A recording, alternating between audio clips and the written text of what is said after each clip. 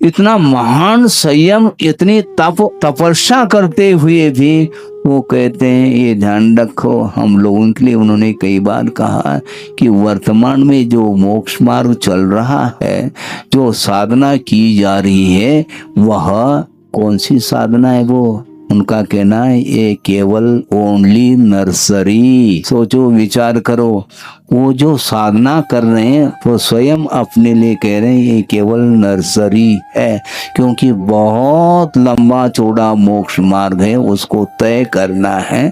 अभी चार दीवालों के बीच में हम लोग साधना कर रहे हैं और आगम कहता है मैदान में आ जाओ तब केवल ज्ञान होगा।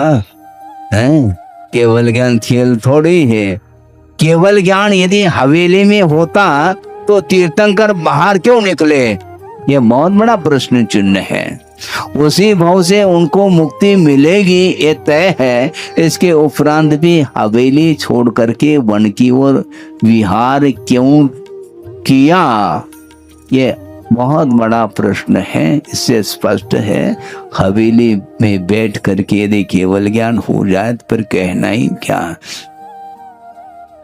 संयम के बिना, चारित्र के बिना कर्म कटेंगे नहीं, यह स्पष्ट है।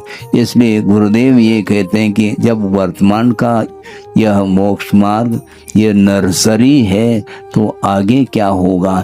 इसलिए उन्होंने कहा था कि देखो एक बदन पर मच्छर बैठ जाता है तो फिर बाद में उड़ाने की भावना हो सकती क्या? नहीं। मान लो नहीं भी उड़ा रहे हैं, कोई उड़ाता है अथवा वह मच्छर उड़ करके चला जाए, यदि मन में यदि मान लो हर्ष का अनुभव होता है तो मार्ग कट जाते हैं। ये ध्यान रखो।